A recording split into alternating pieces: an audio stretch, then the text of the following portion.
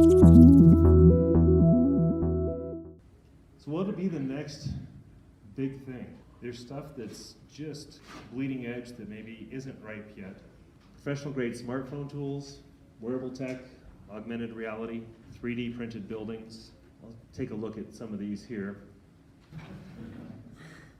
So right now I would say this is consumer grade stuff. I don't know that there's a lot of really professional contractors using this stuff, but it's coming. And so much of when you're buying a piece of equipment, it's the brains inside it that processes the information and then displays it in some meaningful way.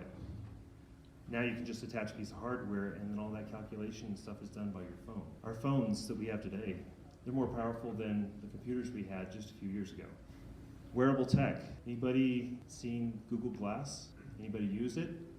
What's that answer going to be in 5 years? So by combining your plans, your BIM, and all that, you're able to walk through and even inspectors can go through an unfinished project and see how things are supposed to be based on the plans. It shows you what those little differences are. Maybe a doorway is a 1/4 inch too narrow. Things to that degree, the glasses can pick up those measurements and you can make an adjustment before you're too far down the road. You gotta start pulling off drywall. So, Alan Toffler's quoted with this concept, and this is oh so important. The illiterate of the 21st century will not be those who cannot read and write, but those who cannot learn, unlearn, and relearn. Technology is moving fast, and it's incumbent on us to keep up so that we remain competitive, because the technological advances provide you with a competitive advantage both in cost and time.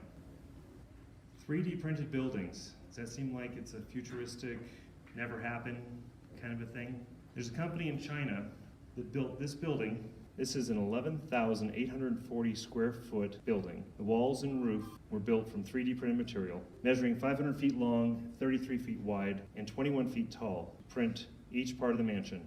It took 3 days. And the materials cost just over $100,000. It looks like this on the inside. Well, they put sprinklers up. So they're starting to build it out, but that's this building on the inside. So you frame it, you finish it. Now in the future, if you have the ability to do this and take months off build time and your costs are lower, do you think you have to charge less? Or do you think the fact that I can have it done in a month, the other guy's 6 months, and I'll do it for the same price, means you're going to be a lot more profitable on the project? Fewer man hours. Another shot of the interior. This building is a 5-story apartment building. The pieces were printed in 1 day and then took 5 days to assemble. So let me show you what that process looks like. So 3D printing is really kind of like 2D printing over and over and over again. Straight hollow wall construction. This material is a mix of concrete and fiber and other insulating materials. And it's structurally sound as they can fill that with insulation if they need to, although it's pretty well insulated as it is.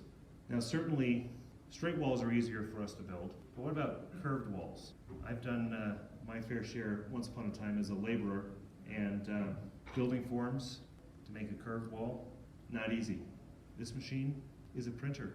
You take your CAD file and hit print, and then this machine goes. This is an example of what this process looks like. You can see that we fast forwarded a little bit here. The walls are built up to a certain point. Now we're putting in supporting cross beams. How many men do you think it takes to run this machine? Well, it may solve your labor problem as far as head count. You've got to have people who are trained. So WinSun has a contract with the country of Egypt for 10,000 structures like these. They can just stick it on a boat and deliver it, stick it on a slab. Well, let's put a patio in, why not? Have a barbecue, have friends over, watch the Bronco game. So yeah, this is a 20,000 unit order from the Egyptian government to WinSun. They're building these units, and I think they're doing 10 a day per machine. So the materials used here, recycled products, rubble, fiberglass, steel, cement, and binder. You can go out on a site where there's an existing building, raise the building, but take all the concrete and the cinder block and throw it all in a grinder, and that becomes part of the mix for your new building. You don't have to haul it away, it's part of your new building right there on site, ready to go. So this is what your job site might look like.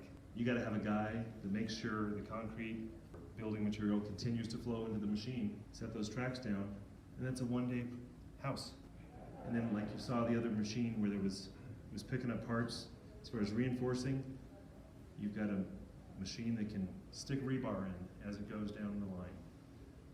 Make sure that this is going to meet code. But you can build shapes now. Architects are going to have to just really stretch their minds because the capabilities of what these machines can do, it's not all right angles anymore.